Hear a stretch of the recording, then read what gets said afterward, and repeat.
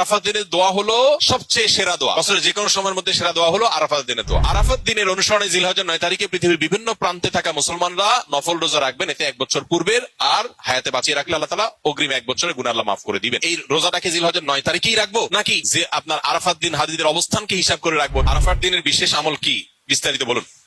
আরাফাত দিনের আমল যারা আরাফায় অবস্থান করছেন তাদের জন্য একরকম, আর আরাফাত দিনে যারা আরাফায় অবস্থান করছেন না, বিশ্বব্যাপী বিভিন্ন জায়গায় আছেন, তাদের জন্য ভিন্ন রকম। যারা আরাফা অবস্থান করছেন, নবী আলাইহিস সালাম বলেছেন খায়রুদ দুআ দুআ ইয়াউমি আরাফা। এই হাদিসের এই অংশটা যদিও আম, এখান থেকে আরাফাতের দিনের দোয়াকে নবীজি বলেছেন আরাফাত দিনের দোয়া হলো সবচেয়ে সেরা দোয়া। বছরের যে কোনো সময়ের মধ্যে সেরা দোয়া হলো আরাফাত দিনের দোয়া।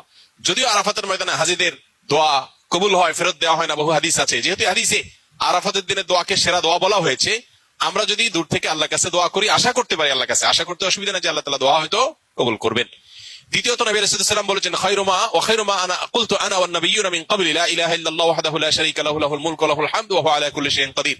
আরাফাত দিনে নবী আলাইহিস সালাম বলেছেন আমি এবং আমার পূর্বে নবী রাসূলরা যত দোয়া আল্লাহর কাছে করেছেন এর মধ্যে সবচেয়ে সেরা হলো এটা, লা ইলাহা ইল্লাল্লাহু ওয়াহদাহু লা শারীকা লাহু লাহুল মুলকু ওয়া লাহুল হামদু ওয়া হুয়া আলা কুল্লি শাইইন কাদির। এটা আমরা বিশেষ করে পাঠ করব। আরাফাত দিনে হাজী সাহেবদের জন্য রোজা রাখা নিষেধ, বেশি বেশি দোয়া করবেন তারা, তাদের জন্য করণীয় আমলগুলো। আর আরাফাত দিনের অনুসরণে জিলহজের 9 তারিখে পৃথিবীর বিভিন্ন প্রান্তে থাকা মুসলমানরা নফল রোজা রাখবেন। এতে 1 বছর পূর্বের আর হায়াতে বাঁচিয়ে রাখলে আল্লাহ তাআলা অগ্রিম 1 বছরের গুনাহ আল্লাহ মাফ করে দিবেন।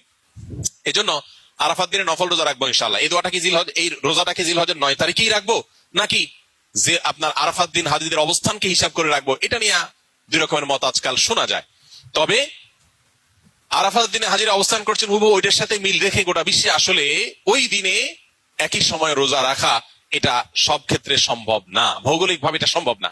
এই জন্য জিলহজ